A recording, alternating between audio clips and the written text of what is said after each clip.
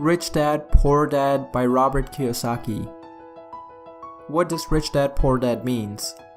According to Kiyosaki, he had two dads, a rich dad and a poor dad. One had a PhD and went to Stanford, while the other was an 8th grade dropout. One was formally educated, while the other was financially educated.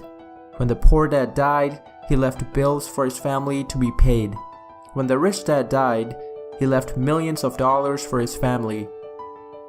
There are 3 types of education. The first one is academic, which includes math, English, and foreign language classes. The second type of education is professional education, which you typically acquire by going to college. And finally, the last type of education is financial education. Although you acquire the first 2 types of education in high school and college, the financial education is not taught in neither high school nor college. So, most kids learn about making and spending money from their parents. Like Robert Kiyosaki's poor dad and most of the poor parents nowadays, my uncle tells me to study hard, get perfect A's, go to good college, get a degree, and then get a good job. After graduating from college, work for someone else as an employee for 40 years, pay taxes, and hopefully retire at age 65. Although this approach might be safe and secure, you are forever trapped in a rat race by waking up every morning, going to work, getting a paycheck, then spending all that money and repeating the cycle over again. You're never able to gain true financial freedom. Most people go to college and their education ends. They get a job and get a paycheck and spend all the money they earn. They then wonder why they have financial problems. More money will not solve their problems. Lack of financial education is the problem. Lesson number 1. The rich don't work for the money. The poor and the middle class works for the money. The rich have the money work for them. If you want to be rich, you need to be financially literate. You must know the difference between a liability and an asset. An asset is anything that puts money in your pocket. A liability is anything that takes money out of your pocket. Rich people acquire assets, and the poor and the middle class acquires liabilities. Owning a home is a liability for middle class who think that it's their biggest asset. Most people buy a home for some down payment and then pay a mortgage for many years, but the rich simply rent out their properties and invest in real estate by buying and selling properties. Owning a home also brings a list of expenses such as property tax, insurance, maintenance, and utilities. Some examples of assets are real estate that generates income, stocks, bonds, funds, and businesses that do not require your presence. If they do, then it becomes your job. Oh, and Robert Kiyosaki defines a job as just over broke. Lesson number 2. It's not about how much money you make, it's how much you keep. People's lives are controlled by fear and desire.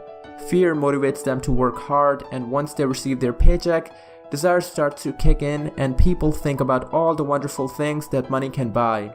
People desire money for the joy they think that it can buy, but that joy is often short-lived. iPhone 4, which used to be the latest and the greatest in everyone's hand, is worth nothing today. It's slow and outdated. Most poor and middle class work for their companies first. They make the business owners and shareholders rich. Then they work for the government. The government takes its share from your paycheck even before you get to see it. Then they work for banks by paying mortgage and credit card debt. You get taxed when you earn, you get taxed when you spend, you get taxed when you save, and you get taxed when you die. Most people work for government from January to May. After taxes, people spend their salary on expenses such as rent, food, clothes, and transportation. The more the people earn, the more they pay in taxes and the more they spend on expenses. A person can be highly educated and professionally successful and yet financially illiterate. So how did our government start taxing us so much? American Revolution was partly fueled due to the opposition to taxes, right? Originally, people in America and England did not pay taxes. Taxes were temporarily levied to pay for wars. But that all changed in 1913 when income tax became permanent in US. The idea of taxes was made popular and accepted by the majority by telling the poor and the middle class that the taxes were meant to punish the rich. Once the government got a taste of money, its desire grew and eventually the taxes included middle and poor class. So the rich headed back to the protection of a corporation. According to Robert Kiyosaki, a corporation is merely a file folder with some legal documents sitting in some attorney's office. It's not a big building, it's merely a legal document.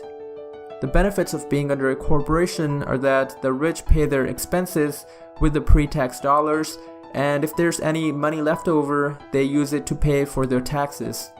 The rich also get protection from lawsuits, and they use trusts to protect assets from creditors.